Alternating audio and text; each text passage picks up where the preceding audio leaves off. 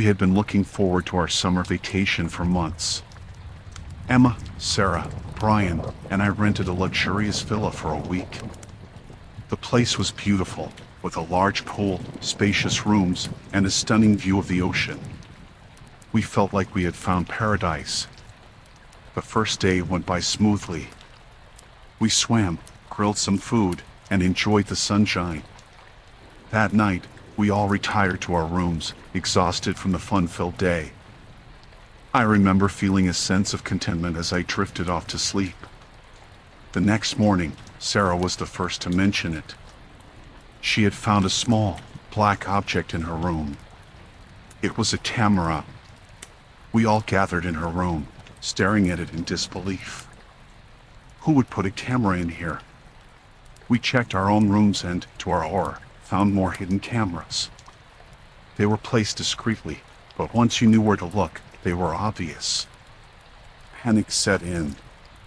We realized someone had been watching us. Our conversations, our private moments, everything. Brian suggested we call the police, but Emma was afraid it would ruin our vacation. We decided to first search the villa for any other signs of tampering. As we went through each room, we found more cameras. They were hidden in the living room, the kitchen, even the bathrooms. Our sense of violation grew with each discovery. Brian found a small, locked door in the basement. We managed to break it open, revealing a room full of screens and recording equipment. Someone had been monitoring us closely. We had to find out who was behind this.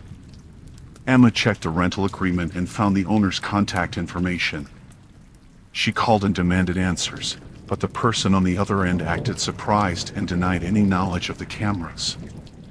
It felt like a dead end.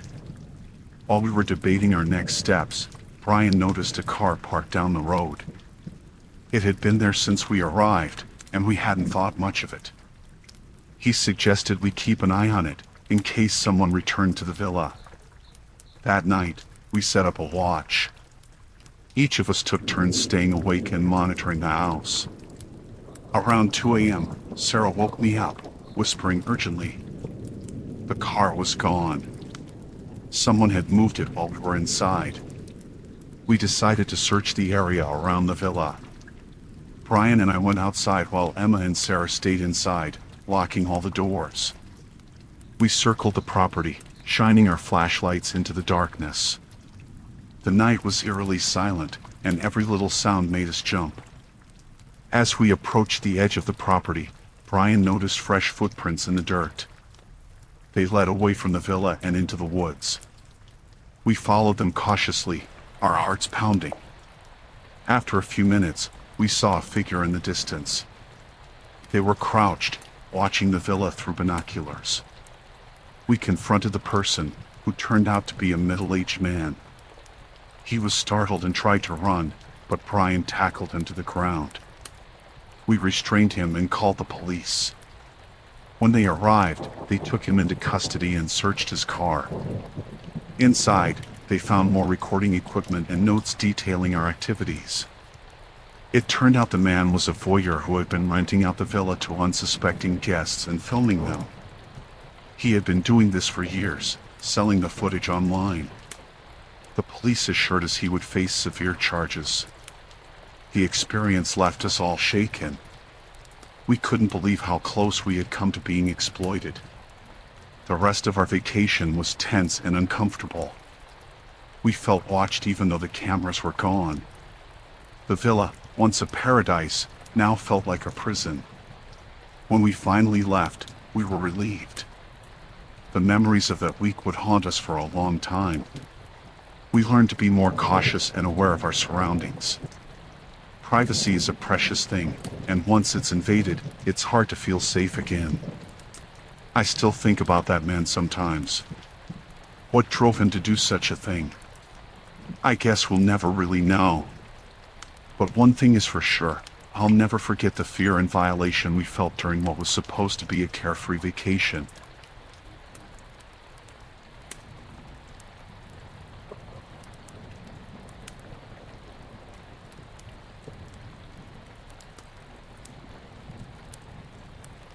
I always wanted to explore the jungle.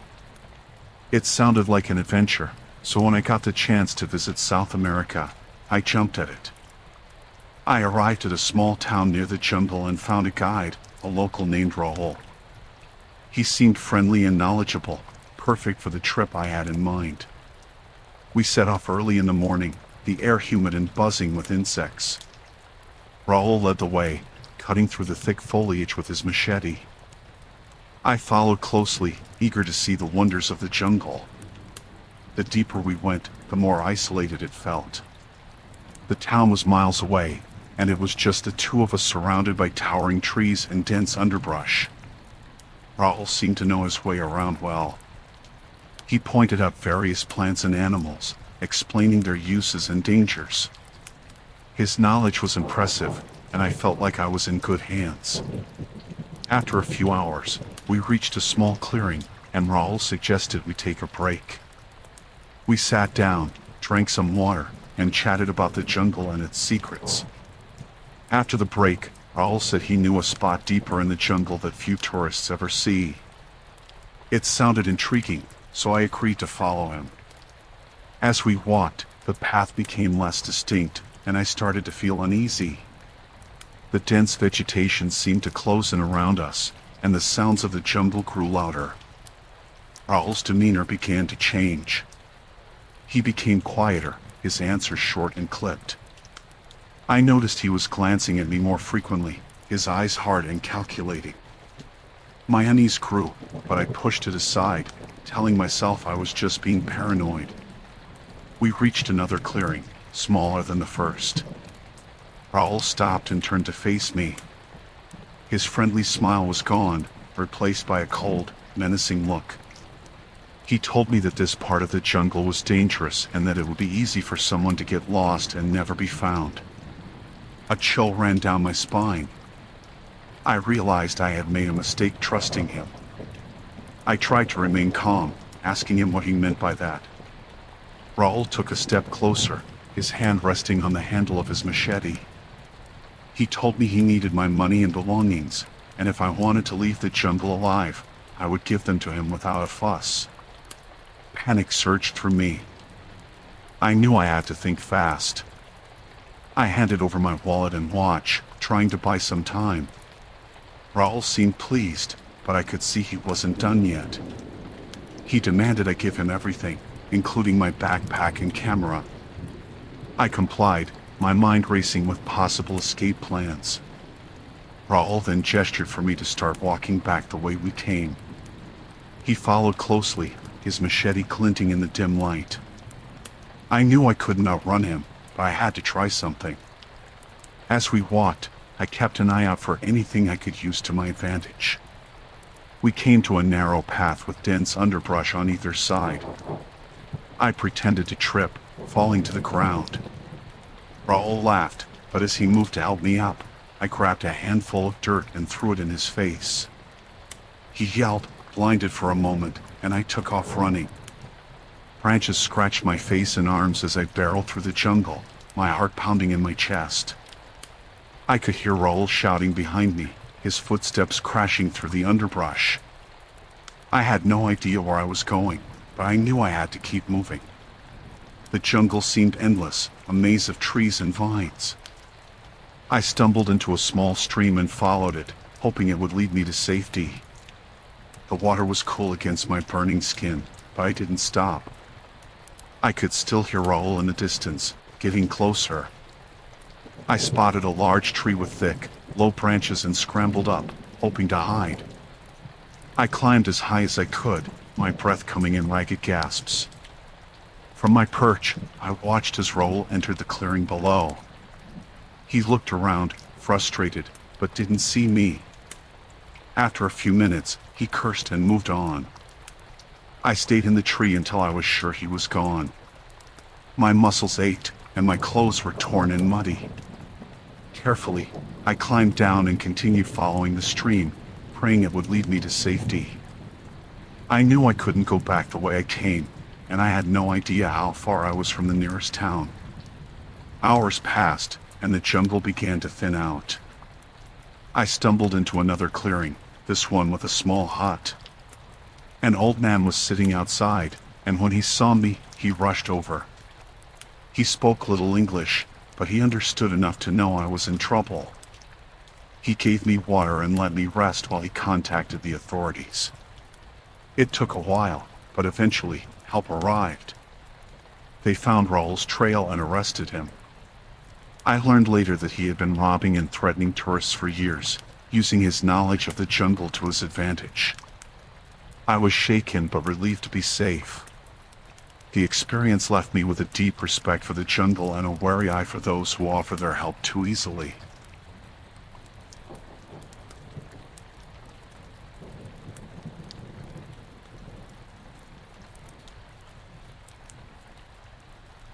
Tom and I decided to spend our summer vacation at a remote cabin, far from the city. It was meant to be a romantic getaway, just the two of us. The cabin was nestled deep in the woods, with a beautiful lake nearby. It seemed perfect. We arrived in the late afternoon. The place was quiet and peaceful. There was no one around for miles, which was exactly what we wanted. The cabin itself was charming, with a rustic feel and all the essentials we needed. After unpacking, we went for a walk by the lake. The water was calm, and the scenery was breathtaking. It felt like we were the only two people in the world. We spent hours just talking and enjoying each other's company. It was the perfect start to our vacation. When we returned to the cabin, I found a note on the front door. It was handwritten and looked old. The note warned us about a local who targets tourists, urging us to be careful and lock the doors at night. I showed it to Tom, and we both laughed it off, thinking it was just a prank. We cooked dinner together, enjoying the simplicity of the cabin life. After dinner, we sat by the fireplace, talking about our plans for the week. It was getting dark outside, and the woods were eerily silent. The only sound was the crackling of the fire. As the night wore on, I started to feel uneasy. The note kept playing in my mind. I tried to brush it off, but the feeling wouldn't go away. I told Tom, and he reassured me that we were safe. We locked all the doors and windows, just to be sure. We went to bed, but I couldn't sleep. Every little noise outside made me jump. I kept imagining someone lurking in the shadows, watching us. I got up several times to check the locks and look out the windows, but there was nothing. Around midnight, I heard a noise coming from outside. It sounded like footsteps, slowly approaching the cabin. I woke Tom, and we both listened, holding our breath. The footsteps stopped right outside our window. Tom grabbed a flashlight and peered outside. There was nothing there. He tried to reassure me, but I could see the worry in his eyes. We stayed up for hours, listening for any other sounds, but it was quiet again. In the morning, we found strange footprints around the cabin. They were large and led into the woods. It looked like someone had been circling the cabin, watching us. The sense of unease grew stronger. We decided to stay close to the cabin that day. We didn't want to venture too far, just in case. As we sat on the porch, we noticed movement in the trees. It was quick, like someone darting between the trees. Every time we looked, it was gone. By evening, we were both on edge. The feeling of being watched was unbearable. We tried to keep ourselves busy, but the fear was always there. We kept all the lights on and the doors locked. That night, the footsteps returned. They were louder this time, more deliberate. Someone was definitely outside, and they weren't trying to be quiet. Tom and I huddled together, terrified. We heard tapping on the windows, moving from one window to the next. Tom decided to confront whoever it was. He grabbed a kitchen knife and opened the door, shouting into the darkness. There was no response, just silence. He stepped outside, and I followed, holding my breath. We scanned the area with the flashlight, but there was no one there.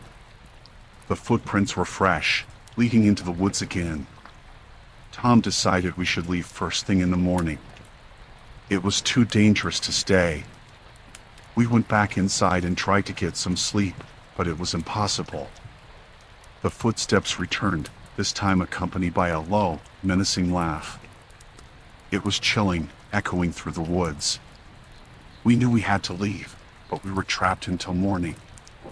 At dawn, we packed our things quickly and got into the car. As we drove away, I looked back and saw a figure standing at the edge of the woods, watching us.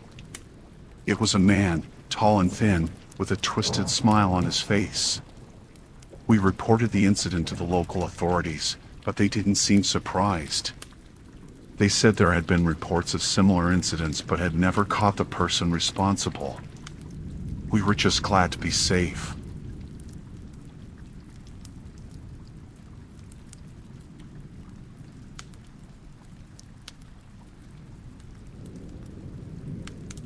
I decided to rent a house in the countryside for the summer, hoping to finish my book.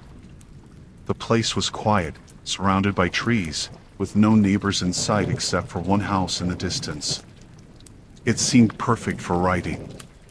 The first few days were peaceful. I wrote in the mornings, took long walks in the afternoons, and spent evenings reading by the fireplace. It was idyllic. But then I started noticing something strange. My neighbor was always outside, watching my house. At first, I thought it was just my imagination. Maybe he was just enjoying his garden. But it started to feel like every time I looked up, he was there, staring. It made me uncomfortable, but I tried to ignore it. I had work to do. One evening, as I was walking back from the village, I saw him standing at the edge of his property, just watching me. His expression was blank, almost menacing. I nodded a greeting, but he didn't respond, just kept staring. I hurried inside, locking the door behind me. That night, I couldn't sleep. I kept hearing noises outside, like someone was walking around the house. I told myself it was just animals, but deep down, I was scared. The next morning, I found footprints in the dirt around my house. They were too big to be mine. I decided to do some research on my neighbor. The village librarian was helpful, though she seemed hesitant to talk about him. She finally told me his name was Mr. Harris, and he had a troubling past. Years ago, he was a suspect in the disappearance of a young woman, but there wasn't enough evidence to charge him. That information made my blood run cold. I started to feel like I was being watched all the time. I kept the curtains closed and tried to focus on my writing, but it was hard. Every creak, every rustle outside made me jump. One afternoon, I saw Mr. Harris standing at the edge of his property again, just watching. It was unnerving. I decided to confront him, hoping to put an end to this. I walked over, my heart pounding. As I approached, he didn't move or say anything, just kept staring. I asked him politely if there was a reason he was always watching my house. He didn't answer, just kept staring with that blank expression. It was like talking to a statue. Finally, he muttered something about making sure everything was safe and walked away. That night, I was even more on edge. I kept hearing noises, and the sense of being watched was overwhelming. Around midnight, I heard a tapping on my window. I froze, my heart racing. Slowly, I walked to the window and peeked out. There was nothing there, just darkness. The next morning, I found more footprints around the house. They led to my windows and back door. I decided it was time to leave. I couldn't stay there any longer, not with Mr. Harris lurking around. I started packing my things, planning to leave that evening. As I was loading my car, I saw Mr. Harris standing at the edge of his property again. This time, he had a smile on his face, a creepy, knowing smile. It sent chills down my spine. I got in my car and drove to the village, deciding to spend the night at a small inn there. I told the innkeeper about my experience, and she looked concerned. She said I wasn't the first person to feel uneasy around Mr. Harris. She advised me to leave and not come back. I didn't need convincing. I decided to cut my trip short and head back to the city the next day. That night at the inn, I felt safer, but I couldn't shake the feeling of being watched. I kept the lights on and barely slept. The next morning, I drove back to the house, quickly loaded the rest of my things, and left. As I drove away, I saw Mr. Harris standing on his porch, watching me leave. I reported my concerns to the local police, but they didn't seem too interested. Without concrete evidence, there wasn't much they could do. I was just glad to be out of there. The whole experience left me shaken. I never finished my book, but I was safe, and that was all that mattered. Now, every time I think about renting a place in the countryside, I remember Mr. Harris and those watching eyes.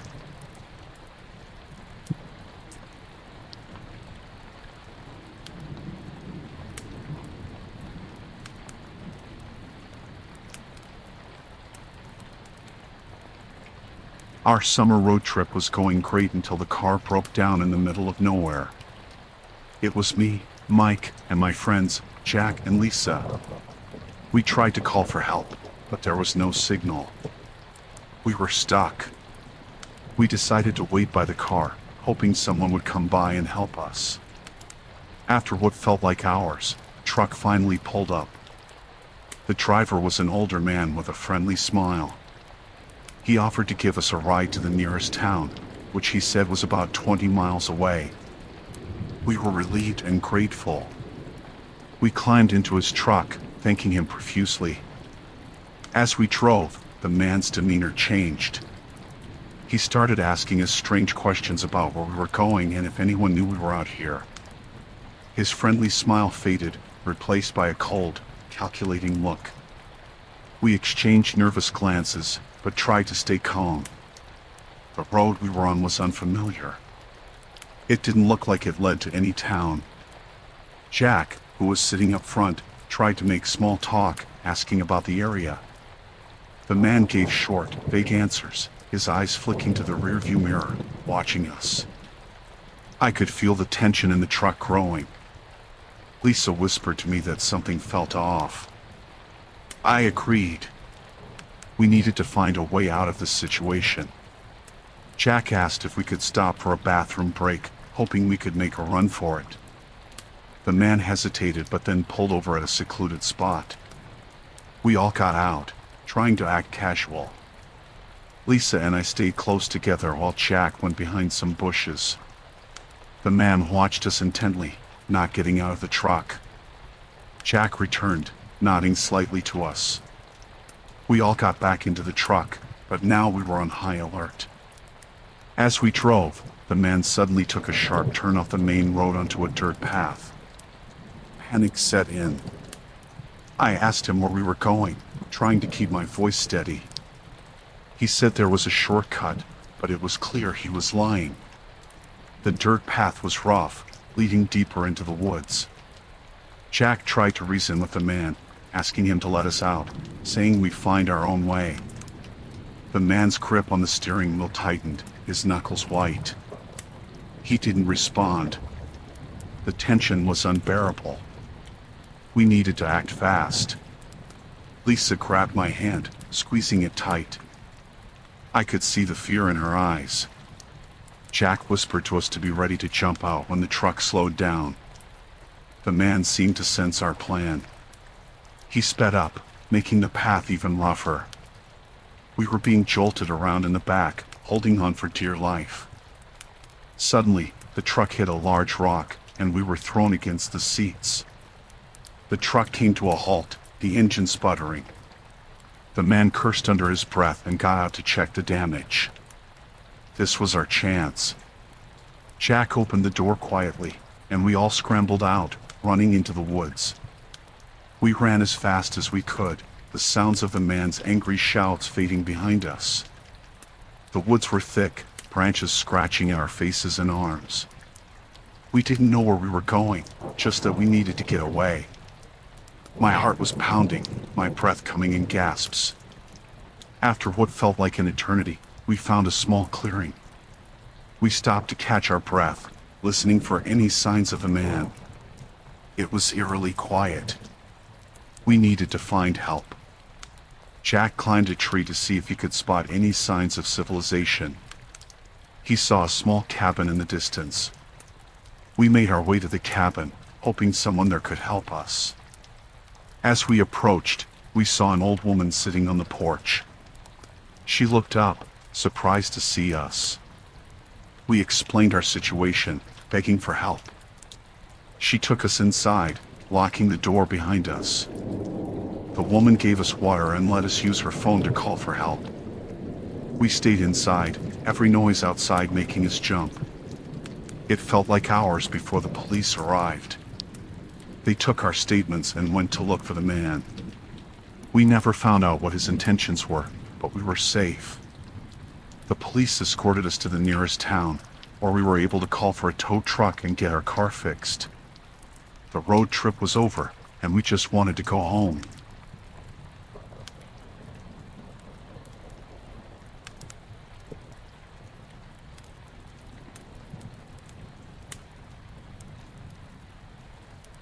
I was driving back home from a summer vacation when I noticed flashing lights in my rearview mirror. I pulled over, thinking it was a routine traffic stop. The man who approached my car was wearing a police uniform, but something about him felt off. His badge looked strange, and his uniform didn't fit right. He asked for my license and registration, and I handed them over. His eyes darted around nervously, and he kept looking back at his car. I felt uneasy, but I tried to stay calm. He told me I was speeding and needed to step out of the car. I hesitated, but then he raised his voice, demanding I get out. As I stepped out, I noticed his car didn't have any official markings. It looked like a regular car with a light bar slapped on top. My heart started pounding. I realized this man wasn't a real police officer. I had to think fast. I asked him if I could grab my phone to call my husband, pretending he was waiting for me at home. The man frowned but nodded. I got back into my car and grabbed my phone, quickly dialing 911. I kept my eyes on him, trying not to let him see what I was doing. When the operator answered, I whispered that I was pulled over by someone pretending to be a cop and gave them my location. The man started walking towards my car again. I ended the call and pretended to be talking to my husband. I told him loudly that everything was fine and I'd be home soon. The man opened my door and motioned for me to get out again. I nodded and pretended to comply. As I stepped out, I noticed a car approaching in the distance. I waved frantically, hoping they would stop. The man grabbed my arm, trying to pull me back towards his car. I struggled, kicking at him and screaming for help. The approaching car slowed down, and the driver rolled down their window, asking what was going on. The man let go of me and hurried back to his car, speeding off down the road. The driver of the other car got out and asked if I was okay. I was shaking, but I managed to explain what happened. They stayed with me until the police arrived. When the real police showed up, I told them everything. They took my statement and assured me they'd look for the impersonator.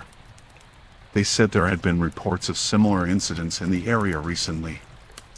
I was lucky to have gotten away unharmed. The police escorted me home, and I couldn't stop thinking about how close I came to being taken by that man. I was grateful for the driver who stopped to help me. If they hadn't come along, I don't know what would have happened. For days, I felt like I was being watched. Every car that drove by my house made me jump. I couldn't sleep, kept replaying the encounter in my mind. I was scared to leave my house, scared to drive alone. My family tried to comfort me, but the fear was overwhelming. I decided to take a self-defense class and learned how to protect myself in case something like this ever happened again. It helped a little, knowing I could defend myself, but the fear never fully went away. I stayed in touch with the police, who told me they were still searching for the man. Months passed, and there was still no news. The incident haunted me, but I tried to move on with my life. I became more cautious, always checking my surroundings, never driving alone at night. The memory of that summer day stayed with me, a constant reminder of how quickly things could go wrong. I shared my story with friends and family, warning them to be careful. I didn't want anyone else to go through what I did. It felt good to raise awareness, but the fear remained. Every time I saw flashing lights in my rearview mirror, my heart would race, and my hands would tremble. Eventually, I moved to a new city, hoping a change of scenery would help me forget. It didn't. The fear followed me, but I learned to live with it. I became more vigilant, always on guard, never letting my guard down. Looking back, I realize how lucky I was to escape. It could have ended so differently. I will never forget the man who pretended to be a cop, who tried to take me.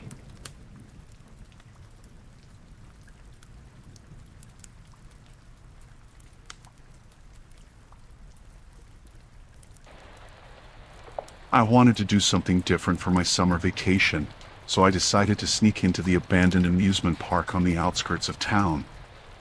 I had heard stories about it, but I didn't believe half of them. It was supposed to be haunted or cursed, but I knew those were just tales to keep kids away. The park had been closed for years. Weeds grew through the cracks in the pavement, and rust covered the rides.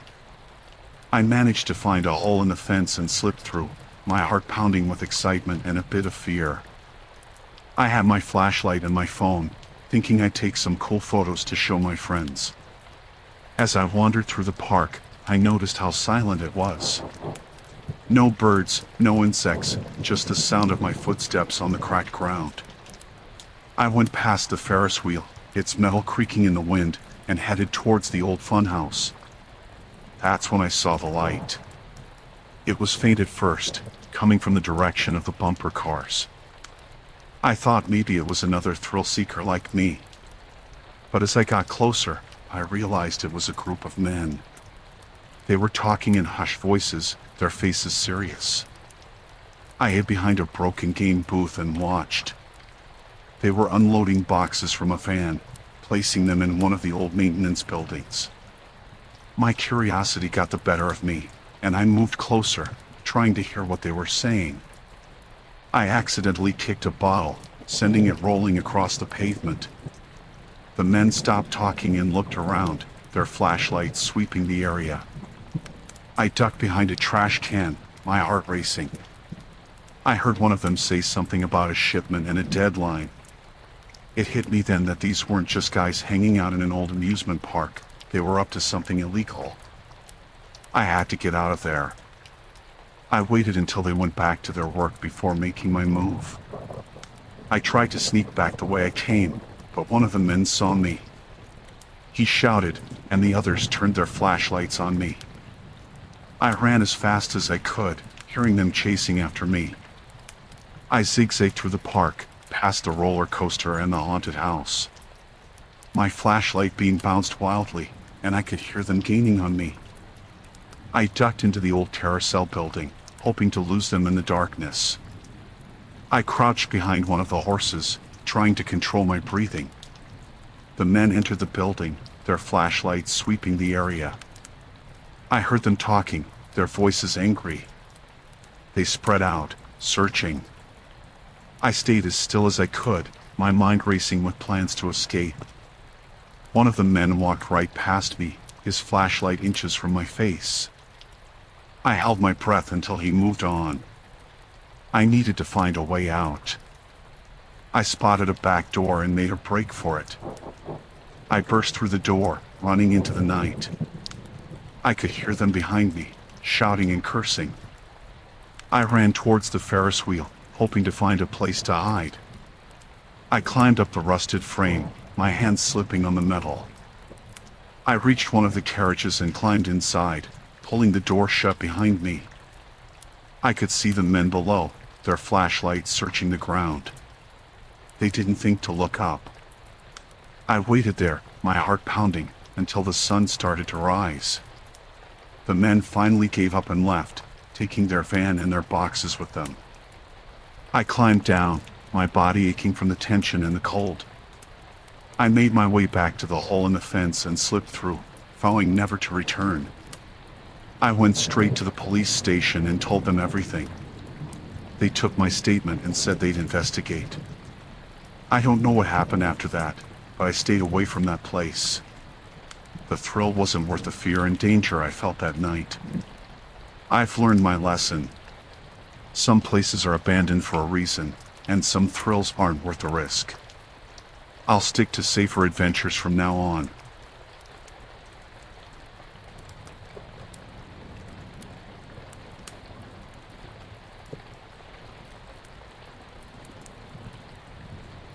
Rachel and I had planned our summer vacation for months. We found an Airbnb that looked perfect, a cozy apartment in a quiet neighborhood. The photos showed a sunny living room, a small but clean kitchen, and a comfortable bedroom. The reviews were all positive, and the host, Greg, seemed friendly. We arrived in the early afternoon. Greg greeted us at the door. He was tall, with a friendly smile, and he welcomed us warmly. He showed us around the apartment, explaining how everything worked. At first, everything seemed fine. He gave us his number and told us to call if we needed anything. It felt like the start of a relaxing vacation. After he left, Rachel and I unpacked and settled in. We decided to explore the neighborhood. There was a small cafe nearby, and we had a light lunch. When we returned, Greg was waiting outside the building. He smiled and asked how our day was going. It felt a bit strange, but we thought he was just being friendly. That evening, as we were cooking dinner, there was a knock on the door. It was Greg again. He said he was checking to make sure we had everything we needed. Rachel thanked him and said we were fine. He lingered for a moment before finally leaving. We exchanged uneasy glances but brushed it off. The next morning, we woke up to find a note slipped under our door. It was from Greg, reminding us that he lived nearby if we needed anything. There was something about his insistence that started to make us uncomfortable.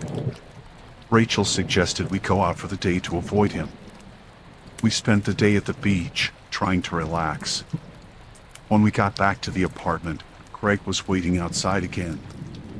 He asked how our day was and if we needed anything. His constant presence was becoming unsettling. We politely declined his offer of help and went inside. That night, we heard footsteps outside our door. It sounded like someone pacing back and forth. Rachel and I sat up, listening. After a while, the footsteps stopped. We tried to sleep but couldn't shake the feeling that we were being watched. The next day, we decided to cut our trip short. We packed our bags and planned to leave the following morning.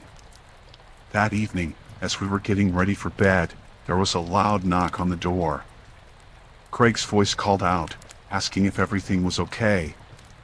We told him we were fine and that we needed some privacy. He didn't leave. He started knocking harder, demanding to be let in. Rachel and I were terrified. We called the police, but they said it would take some time to get there. We needed to find a way to keep Greg out until they arrived. We barricaded the door with a chair and a small table. Greg kept shouting, saying he knew we were hiding something. The pounding on the door grew louder. We retreated to the bedroom and locked the door, hoping it would hold until help arrived. The minutes felt like hours. We could hear Greg trying to break down the front door. Rachel and I held each other, too scared to speak. Finally, we heard sirens in the distance. Greg stopped pounding and there was silence. A few minutes later, there was a knock on the door, followed by a voice identifying itself as the police. We cautiously opened the door and let them in. Craig was nowhere to be seen. The officers took our statements and assured us they would find him. The police escorted us to a nearby hotel for the night. We were shaken but relieved to be safe. The next morning, we received a call from the police. They had found Craig hiding in a nearby alley. He was arrested and taken into custody. Rachel and I returned to the apartment with the police to gather our belongings. We left the keys on the kitchen counter and drove away, grateful to be leaving that nightmare behind. We decided to never stay in an Airbnb again. The experience left us wary of strangers and more appreciative of our safety. We returned home, still shaken but safe.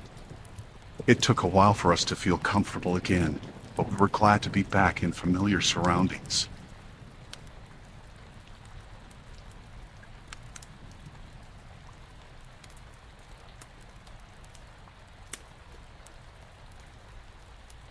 I was on vacation in Barcelona, soaking up the summer sun and enjoying the vibrant energy of the city. Jake, my best friend, and I were exploring a bustling market that was packed with tourists and locals alike. The place was alive with color and noise, street performers, vendors shouting their specials, and the smell of fresh food everywhere. We were in the middle of haggling over some souvenirs when I noticed Jake's backpack was open. I glanced over and saw him struggling to zip it up, distracted by a street artist's performance. Moments later, I felt a sharp pang of panic when I realized my passport, which was in the side pocket of his bag, was missing. I quickly told Jake, and we retraced our steps, searching every stall and corner of the market. Jake tried to stay calm, but I could see the worry on his face.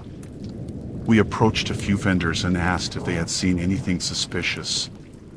Most shook their heads or offered sympathetic looks but had no useful information.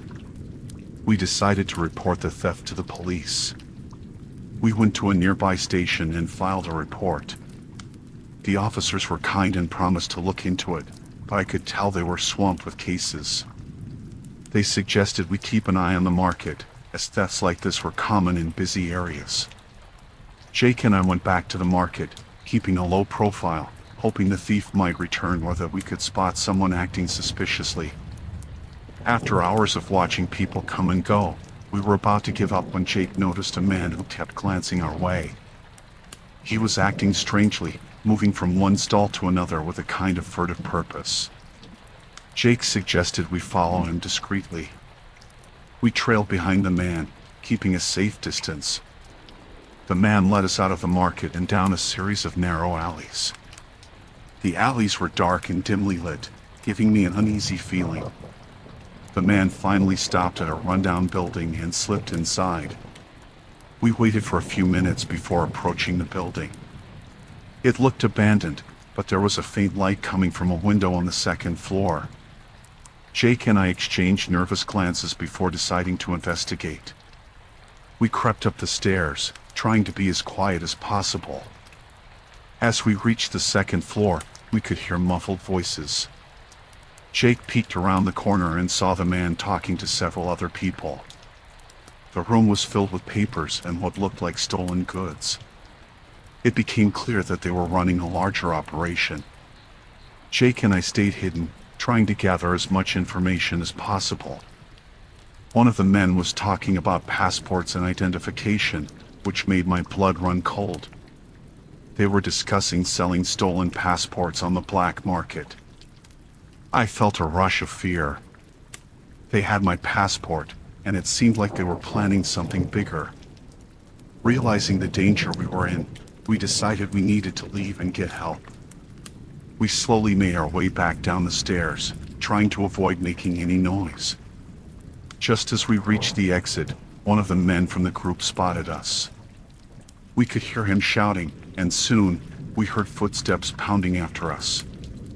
Jake and I bolted through the alleys, our hearts racing. The narrow, winding streets made it difficult to know where we were going. We could hear the men shouting behind us, growing closer with each step. We had to think fast. We ducked into a small shop that looked closed but had a small space where we could hide. We huddled in the back, barely able to breathe. We could hear the men outside, searching and calling for us. The minutes felt like hours.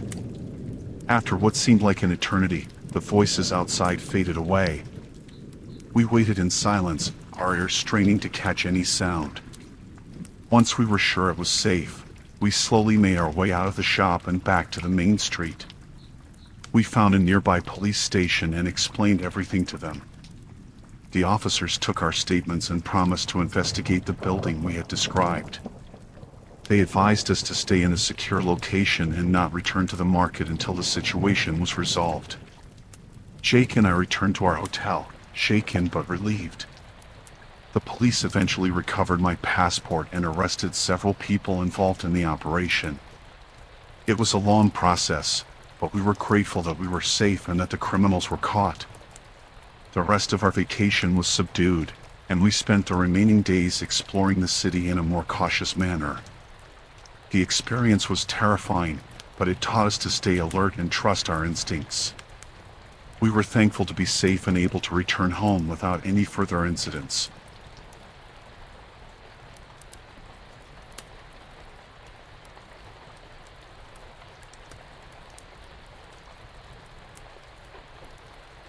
I was on a solo vacation in Miami, finally taking a break from work. I had booked a room at a small hotel right on the beach, hoping for some rest and relaxation. Everything seemed perfect when I arrived: sunshine, sand, and a view that made the long drive worthwhile. When I checked in, the receptionist gave me my key and directed me to my room. As I made my way to the elevator, I noticed a man standing outside our room with a suitcase. I assumed he was waiting for someone or maybe just checking in. I got to my room, opened the door, and was greeted by the familiar smell of hotel cleaning products. I unpacked my bags and settled in for a quiet evening. Just as I was about to unwind, I heard a knock on my door. It was the same man I had seen earlier. He introduced himself as Jason and told me there had been a mix-up with the booking system. It turned out that my room had been double booked. I was surprised but didn't think much of it. The hotel staff had already arranged for Jason to be moved to another room. He said he was just waiting for the new room to be ready and asked if he could hang out in mine until then. I agreed, thinking it was a minor inconvenience and that he seemed harmless enough. We chatted briefly, and he told me he was in town for a conference. After about an hour, Jason's room was ready. He thanked me and left. I locked my door behind him and felt relieved that the situation was resolved. That night, I heard some noise outside my room but dismissed it as people coming in late from the beach. I was exhausted and fell asleep quickly. Around midnight, I was jolted awake by a loud bang. My heart raced as I listened for any signs of trouble.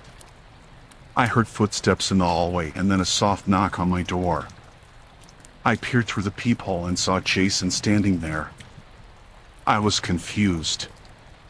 I opened the door slightly and asked if everything was all right. He said he had forgotten something in my room and needed to come in to get it. I hesitated but eventually let him in.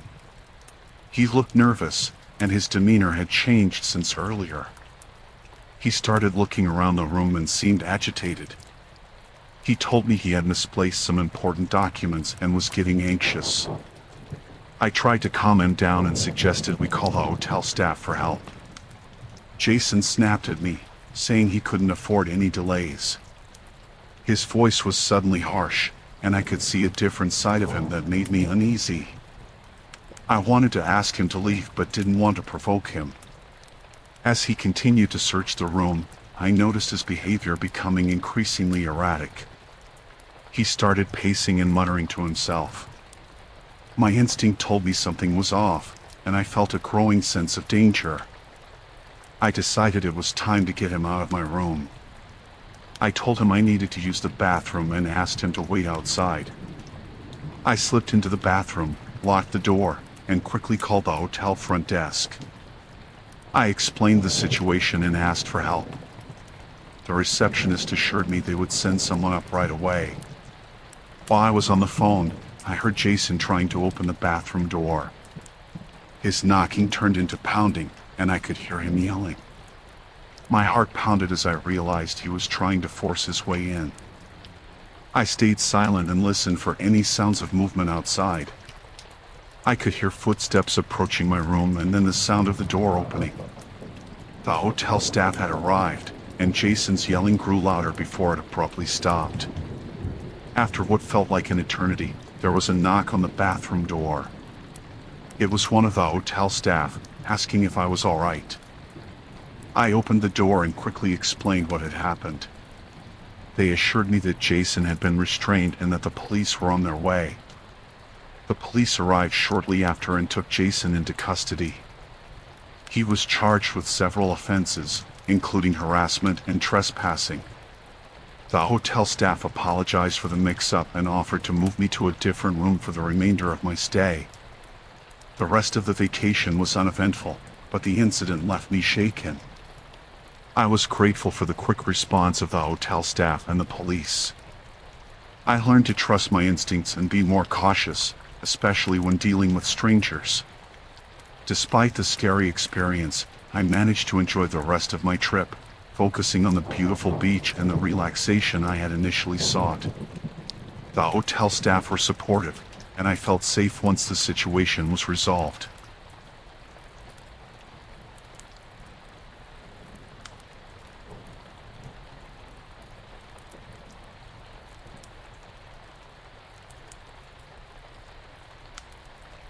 Tom and I decided to take a weekend trip out of the city to enjoy some quiet time. We found a cabin rental in a remote area that seemed perfect for relaxation. The drive was long but enjoyable, and the scenery was beautiful. We were looking forward to a peaceful few days away from work and stress. The first day went smoothly. We spent time hiking and exploring the area. The cabin was exactly what we had hoped for.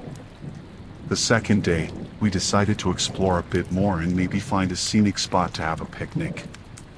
The map showed a small trail that looked interesting, so we set out to find it. As we drove, the road became less paved and more rugged. We didn't think much of it, figuring it was just part of the adventure.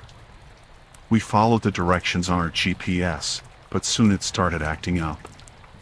The signal was weak, and we ended up taking a wrong turn. Before we knew it, the trees around us thickened, and the road turned into a narrow, winding path. We didn't see any other cars or signs of civilization. I started to feel uneasy, but Tom kept reassuring me that we were just off the beaten path and would find our way back soon. After about an hour, we saw a small, dilapidated sign that read "Welcome to Pine Grove Community." The place looked run down, and the houses were spread out and seemed older. It was clear that this was not the scenic spot we had intended to visit. We decided to turn around and head back. That's when things started to go wrong. As we tried to retrace our route, we noticed a few people watching us from their porches and yards. Their stares were intense and made me uncomfortable. I tried to ignore it and hoped we would get out of there soon. Tom took another wrong turn, and we ended up deeper into the community. The roads were getting narrower, and the houses more isolated. I could see people moving around in the distance, but no one came up to us or offered assistance. The sense of unease grew as we saw a few locals gathered near a rundown building. They watched us closely, and I noticed some of them whispering to each other. I told Tom we should stop and ask for directions, but he seemed more focused on finding a way out quickly. We stopped at a small general store, hoping to get some help. Inside, the store was dimly lit and poorly stocked. The cashier was an older man who looked at us with a mix of curiosity and irritation. Tom asked for directions back to the main road, but the man's answers were vague and unhelpful. As we left the store, I saw a group of people standing outside, talking and pointing at our car. My heart began to race. It felt like we were being watched and followed. Tom tried to drive out, but the road signs and landmarks were no longer familiar. Suddenly, we found ourselves on a road that seemed to lead out of the community, but it was blocked by a makeshift barricade. A few locals stood there, looking stern and unfriendly. They waved us to stop, and Tom had no choice but to comply. One of the men approached our car. He was rough-looking and had an intimidating presence. He asked us what we were doing in their community. Tom tried to explain that we were lost and just wanted to leave, but the man's expression didn't soften. The man said we were not allowed to leave until we were properly checked. He seemed to be the leader, or at least in charge of the situation. I was terrified, feeling like something was seriously wrong. I whispered to Tom that we needed to get out of there quickly. Tom agreed, and while the man was distracted by a radio call, Tom started the car and tried to drive around the barricade. The locals started shouting and running towards us. My heart pounded as we raced down the road, trying to find any way out of this hostile place. We drove for what felt like hours, making several wrong turns and trying to avoid being followed. The local shouts grew faint behind us, but we didn't stop to check. We finally found a road that looked like it could lead back to a more populated area. After driving for a while, we saw a highway sign that brought us some relief. We were back on a known route and could see more cars on the road. We stopped at a rest area to catch our breath and gather ourselves. We couldn't believe what had just happened. The community had felt like a trap, and we were lucky to have escaped. We made our way back to the cabin, feeling a mix of relief and lingering fear. We decided to cut our trip short and head back home.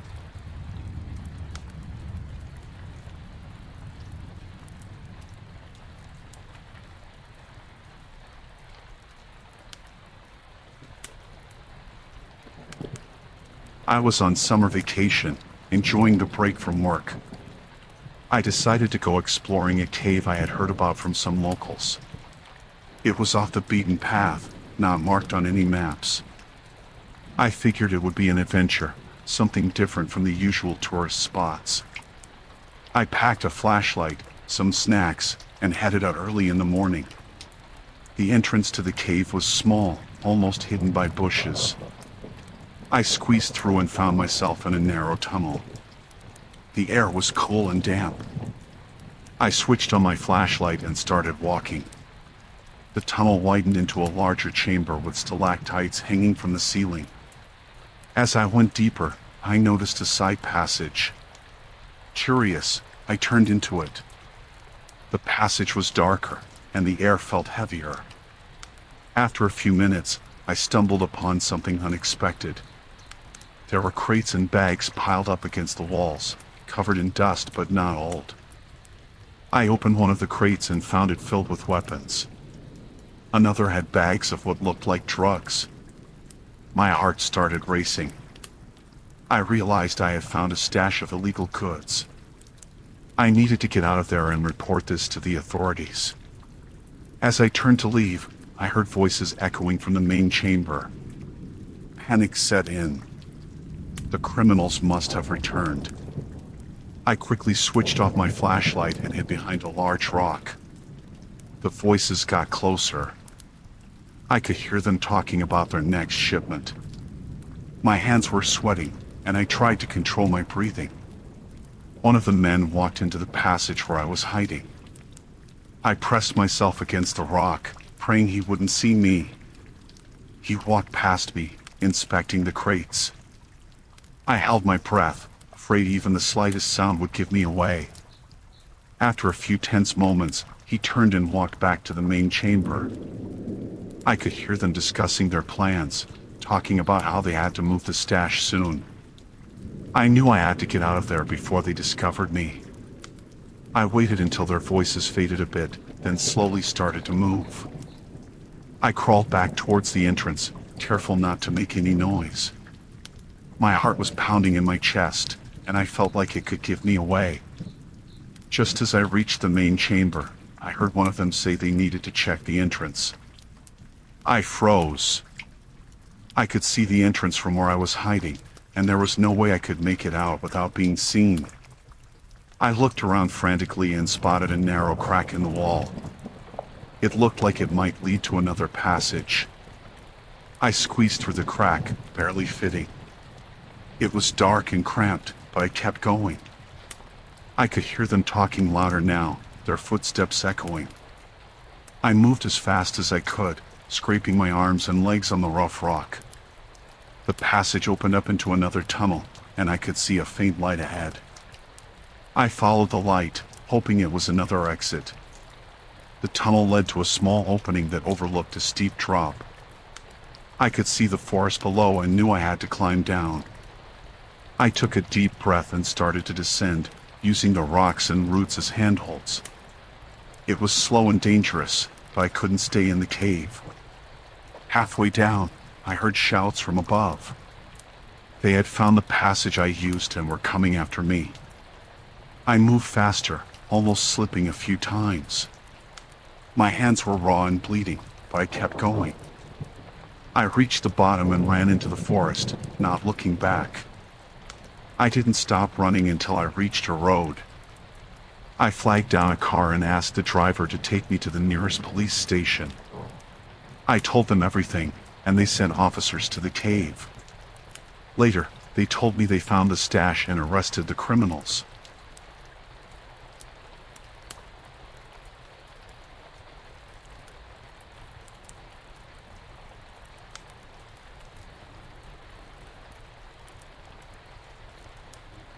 It was supposed to be the perfect summer vacation. My family and I had saved up for months to stay at this luxury resort. The place was beautiful, with pristine beaches, lush gardens, and every amenity you could imagine. We arrived on a sunny afternoon, and everything seemed perfect. The first couple of days were bliss. We swam in the pool, lounged on the beach, and enjoyed the all-inclusive meals. But on the third night, my husband, Mark, started feeling sick. He thought it was just something he ate, but by morning, he was much worse. I took him to the resort's clinic. The doctor there was calm, almost too calm, and gave him some pills. Mark slept most of the day, and I started to feel uneasy. That night, our kids, Emily and Jake, began to complain of stomach aches. Panic set in as they both got worse quickly. By the next morning, all three were too weak to leave the room.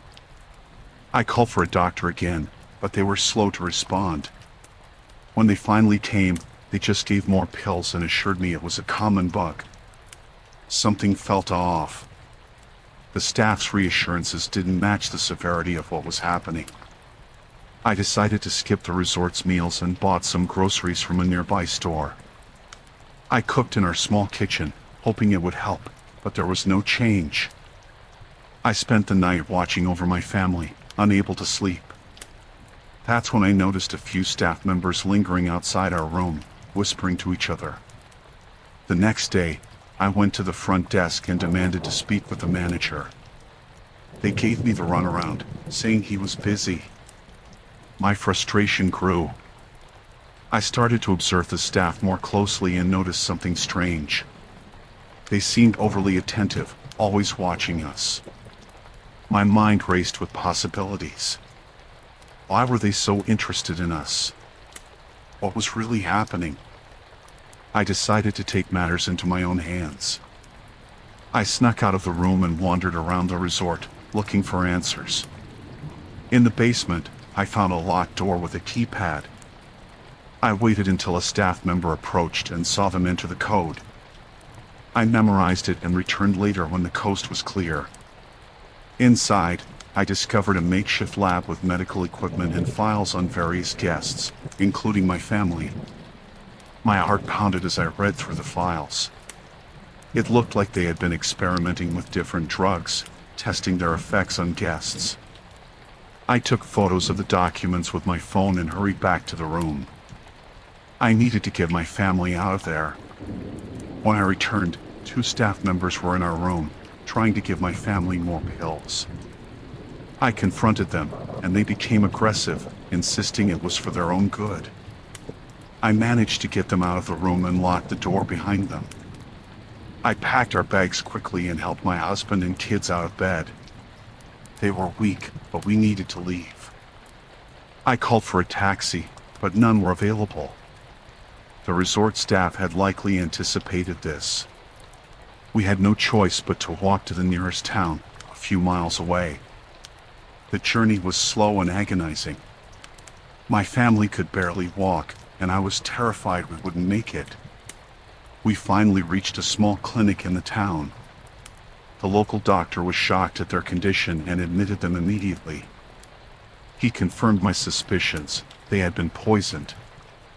I showed him the photos I took, and he contacted the authorities. My family was treated and started to recover, but the memory of that place haunted us. The resort was shut down, and the staff involved were arrested. It turned out they had been part of a larger operation, testing drugs on unsuspecting guests. Our perfect vacation turned into a nightmare, but we were lucky to get out alive.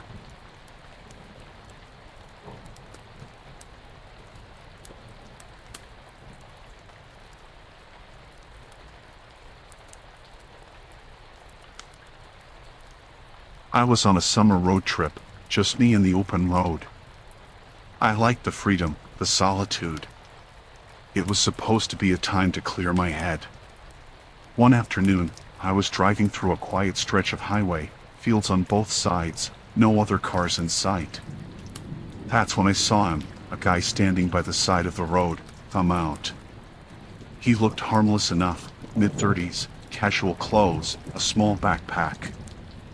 I decided to pick him up. I guess I was feeling generous or maybe just wanted someone to talk to.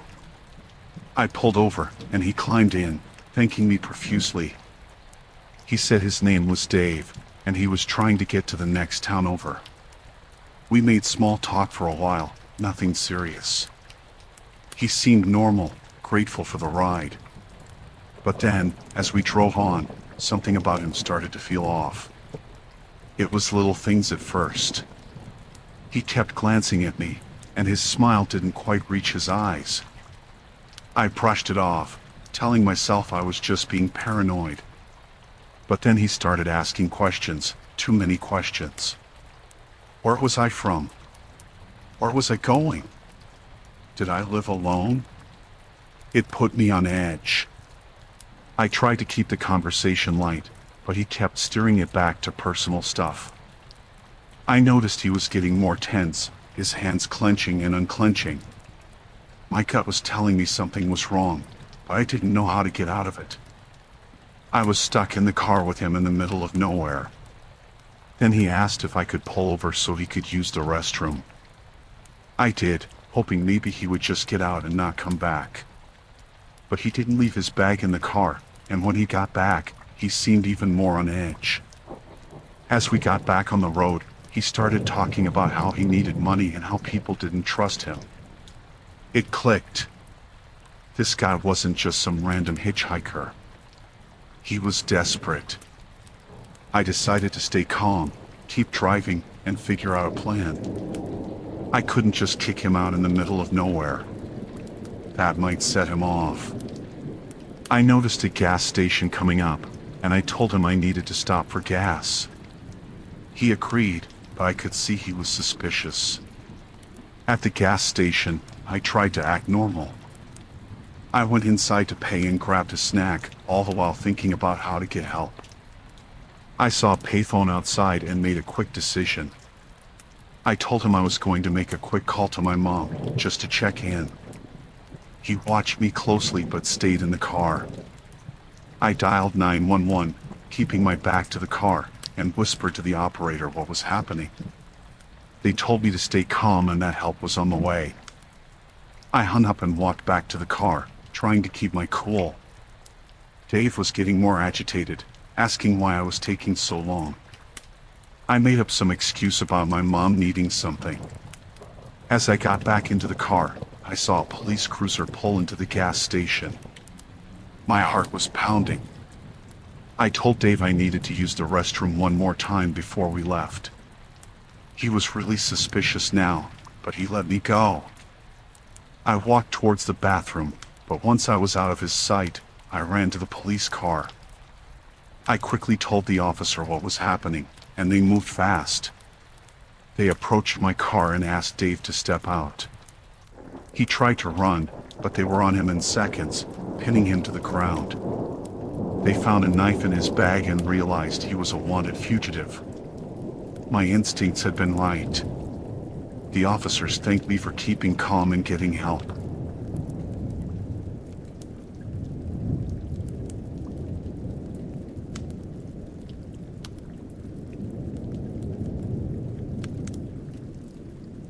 I was in Las Vegas for my summer vacation, just trying to unwind and maybe get lucky at the casinos. I never expected to win big, but there I was, sitting at a blackjack table with a massive pile of chips in front of me. I couldn't believe my luck. I cashed out, and they handed me a thick envelope full of money. I felt like I was on top of the world. As I walked out of the casino, I noticed a group of guys who had been hanging around the blackjack tables. They were watching me closely. At first, I thought I was just being paranoid, but when I stepped outside, I saw them again. They were talking among themselves, glancing my way. I tried to shake it off and headed to the parking lot. My car was parked a little far from the entrance, and as I walked, I kept looking over my shoulder. The group was following me, keeping a distance but definitely on my trail. My heart started to race. I knew I had to do something, but I didn't want to panic. I picked up my pace, trying to stay calm. I reached my car and quickly got in, locking the doors behind me. I fumbled for my keys, my hands shaking. I started the car and pulled out of the parking lot, hoping I could lose them in traffic. But as I glanced in the rearview mirror, I saw their car pulling out too, following me. I drove aimlessly for a while, taking random turns, trying to shake them off. But they were persistent, sticking to me no matter where I went. I needed a plan. I remembered there was a police station a few blocks away. If I could just get there, I'd be safe. I made a sharp turn and headed towards the station, but their car sped up, closing the gap between us. I could see the determination in their eyes, and it scared the hell out of me. I had to think fast. I spotted a crowded shopping mall up ahead and decided to pull in. I parked my car and ran into the mall, hoping to lose them in the crowd. I weaved through people, looking for a security guard or a safe place to hide. I saw a sign for the restrooms and ducked inside, hiding in a stall. My heart was pounding, and I could barely catch my breath. I heard the door to the restroom open, and my stomach dropped. They were in here, looking for me. I stayed as quiet as I could, trying not to make a sound. I heard their footsteps, the murmur of their voices. They were checking each stall, one by one. When they reached mine, they kicked the door open. I acted on instinct, shoving one of them back and bolting out of the restroom. I ran through the mall, dodging shoppers, my mind racing. I needed to find help. I saw a security guard near the entrance and ran to him, yelling for help. The guard saw the panic in my eyes and stepped in front of me, blocking the thugs who were chasing me. He called for backup on his radio, and within minutes, more guards arrived. The thugs hesitated, realizing they were outnumbered. They backed off, blending into the crowd and disappearing. I explained everything to the guards, and they escorted me to a safe room. They called the police, who arrived and took my statement. They told me I was lucky to have escaped, that these guys were known for targeting big winners at the casinos. I felt a mix of relief and fear, knowing how close I had come to losing everything. The police took me to my car and made sure I got back to my hotel safely. I spent the rest of my vacation looking over my shoulder, unable to shake the feeling of being watched. I was grateful to be safe, but the experience left a scar. I learned to be more cautious, to trust my instincts.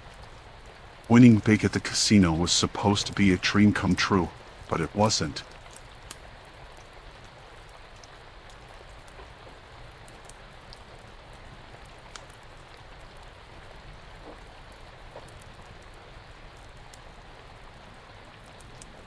I had been looking forward to my summer vacation all year. I booked a cozy beachside cottage for a week of relaxation and morning runs on the shore. The first few days were perfect. The sun rose early, casting a golden glow over the water. I'd lace up my running shoes and head out for a peaceful jog along the sand, the waves crashing gently beside me. On the third morning, I noticed him. He was sitting on a bench, just watching the ocean. At first, I didn't think much of it. Lots of people come to the beach to enjoy the view. But the next day, he was there again, in the same spot, eyes following me as I jogged past. I felt a little uneasy but brushed it off. Maybe he was just a regular at the beach. By the fifth day, it became harder to ignore. He was always there, always watching. His presence felt intrusive, like he was studying me. I started to change my running route, hoping to avoid him, but no matter which way I went, he would find a new spot to sit and stare. I couldn't shake the feeling that he was following me. I decided to test my theory. One morning, I cut my run short and headed back to the cottage through a different path, keeping an eye out for him. Sure enough, I saw him in the distance, following at a slow, steady pace. My heart raced. This wasn't just a coincidence anymore. That night, I couldn't sleep.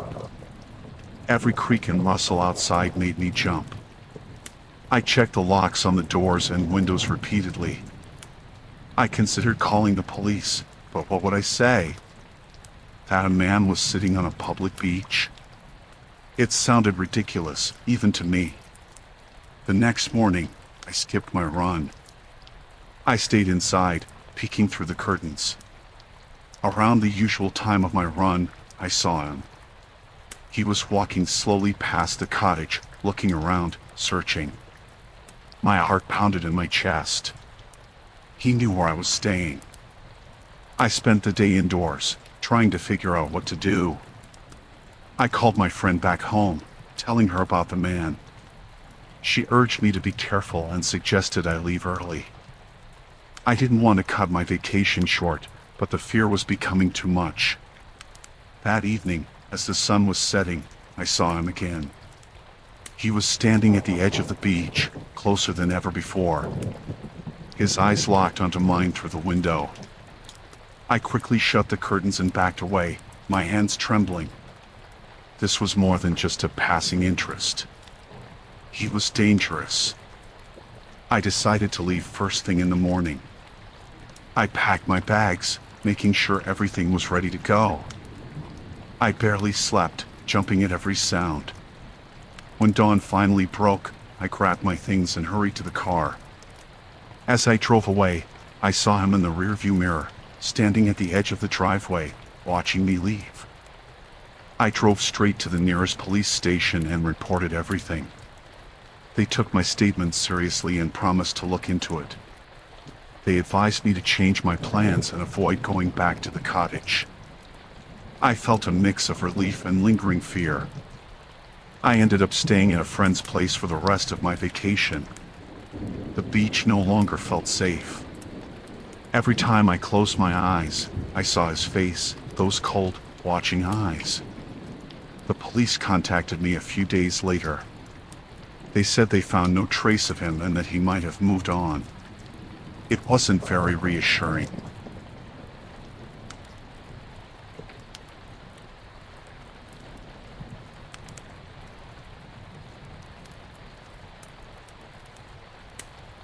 Jenna and I had been looking forward to our summer vacation for months.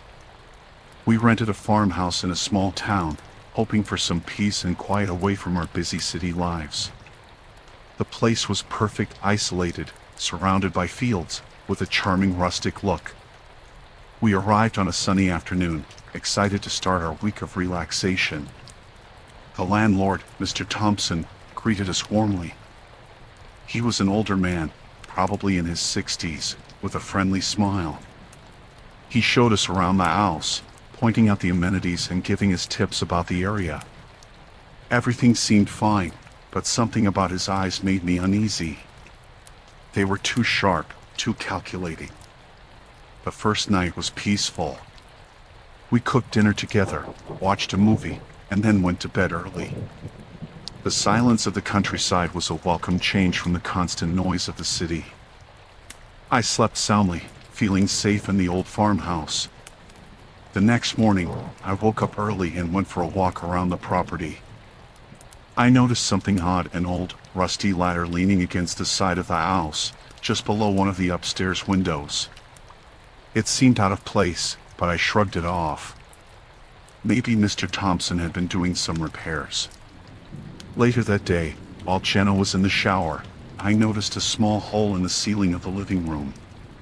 It looked like it had been drilled recently. I climbed onto a chair to get a closer look and realized it was a peephole. A chill ran down my spine. I decided not to tell Jenna yet, not wanting to ruin our vacation with my paranoia. That evening, Mr. Thompson came by to check on us. He was overly friendly, asking too many personal questions. I couldn't shake the feeling that he was watching us, studying us. When he finally left, I told Jenna about the peephole. She laughed it off, saying I was being silly, but I could see the worry in her eyes. The following night, I woke up to a strange noise coming from downstairs. It was a soft creaking, like someone was walking on the old wooden floorboards. I got out of bed quietly and crept down the stairs. The living room was empty, but the front door was slightly ajar. I closed it and locked it, my heart pounding. In the morning, I found more evidence of Mr. Thompson's spying. A small camera hidden behind a picture frame in the hallway. I showed it to Jenna, and this time she didn't laugh. We decided to confront Mr. Thompson and then leave as soon as possible. We drove to his house, which was only a few miles away. He answered the door with his usual smile, but it faltered when he saw the camera in my hand. I demanded an explanation, but he denied everything, claiming he had no idea how the camera got there. His calm demeanor made my skin crawl. We went back to the farmhouse, packed our bags, and decided to leave that night. As we were loading the car, Mr. Thompson showed up. He was different this time, no smile, no friendliness. He stood in the driveway, blocking our way. "Leaving so soon?" he asked, his voice cold. I told him to move, but he just stood there, staring at us. Jenna was shaking, and I could feel my own fear rising. I decided to drive around him, but as I got into the car, he lunged at me, trying to pull me out. Jenna screamed, and I fought him off, managing to slam the door and start the engine. We sped down the driveway, Mr. Thompson chasing after us. I didn't look back until we were on the main road, heading towards the nearest town. Jenna was crying, and I was trying to stay calm, but my hands were shaking on the steering wheel.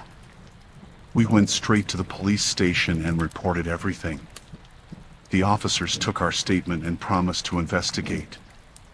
We found a motel for the night, but neither of us could sleep. Every noise outside made us jump. The next day, the police contacted us. They had searched the farmhouse and found more cameras, as well as a hidden room in the attic filled with recording equipment. Mr. Thompson had disappeared, and they were now looking for him. We cut our vacation short and went back to the city.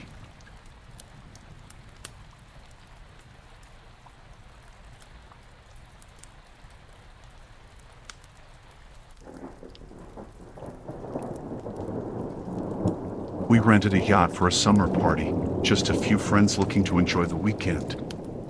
It was supposed to be a fun getaway, a break from our routine lives. We set off from the marina on a bright Saturday morning.